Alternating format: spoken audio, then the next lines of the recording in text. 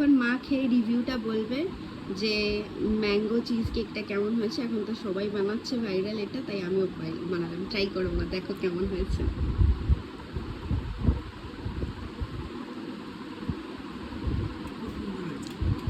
খেয়ে রিফ্রেশিং লাগছে। তোমরাও ঘরে বানিয়েও, প্রসেসটা আমি দেখাবো, তো বানিয়ে সবাই জানিও কেমন লাগলো। হ্যালো বন্ধুরা, কেমন আছে সবাই? আশা করি সকলে খুব ভালো আছো, আমিও ভীষণ ভালো আছি। ভিডিও শুরুতেই দেখে নিলে আমি তোমাদের সাথে আজ কি শেয়ার করতে চলেছি। তো ইন্টারনেটে ভীষণ ভাবে ভাইরাল একটা রেসিপি, সো আমি ট্রাই না করলে কেমন হয়, তাই আমিও একটু ট্রাই করে নিলাম। প্রথমেই দুটো ডাইজেস্টিভ অ্যান্ড আম নিয়ে নিয়েছিলাম, দেন বাটার, চিজ, একটু টক দই, আর আমাদের ঘরে বানানো পনির, মানে যেটা আমরা আমাদের দোকানে বিক্রি করি।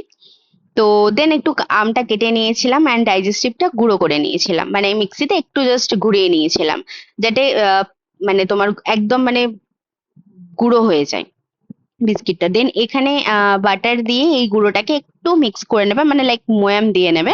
তো আমার এই বাটির ময়ামটা একটু কম হয়ে গেছিল, মানে তারপর ফ্রিজে থাকার পর না উঠতে একটু প্রবলেম হচ্ছিল, মানে যখন আমি কেটেছিলাম শেপে উঠছিল না, ওটা ওর মতো ব্যাকা ট্যাড়া হয়ে যাচ্ছিল। তো তোমরা একটু ময়ামটা বেশি দিও, মানে একটুখানি সামান্য বাটারটা বেশি দিও।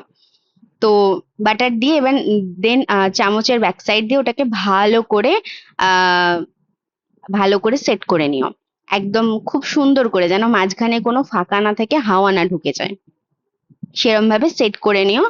দেন এবার পিউরিটা বানিয়ে নিই। পিউরিতে বানাতে তোমাদের লাগবে দই, একটা চিজ, ম্যাঙ্গো, আর হচ্ছে পনির। তো পনিরটা একটুখানি সবাই চেষ্টা করো ম্যাশ করে দেওয়ার, ম্যাশ করে দিলে ভালো হয়। দেন ওখানে তো ব্লেন্ড হয়েই যাবে। তো চলো, পিউরি রেডি হয়ে গেছে। এবার পিউরিটাকে বেস লেয়ারের ওপরে একটু দিয়ে দিই, অ্যান্ড এমন ভাবে বেস লেয়ারের ওপরে দেবে যেন এন্ড টু এন্ড যেন ভালোভাবে তোমার পিউরিটা পৌঁছয়, মানে প্রতিটা বাইটে যেন এই পিউরির একটা আলাদা টেস্ট থাকে, মানে যে খাবে সে যেন প্রশংসা না করে না যেতে পারে। এমন এমন ডেজার্ট বানাতে হবে। তো চলো, আমি এন্ড টু এন্ড দিয়েছি। দেন একটু হাতে করে স্ম্যাশ করে নিয়েছিলাম আমের পাল্পটাকে, মানে আমি একটু পাল্প টাইপের বার করে নিয়েছি। এটাকে না একটুখানি জাস্ট 10-15 মিনিটের জন্য একটু ফ্রিজার করে নিও, সেকেন্ড লেয়ারটা দিয়ে আমের পাল্পটা দেওয়ার আগে। তো পাল্পটা এবার দিয়ে সুন্দর করে এন্ড টু এন্ড ভাবে সাজিয়ে নেবো, যাতে প্রতিটা বাইটে পাওয়া যায়। তো দেখা হচ্ছে নেক্সট ভিডিওতে।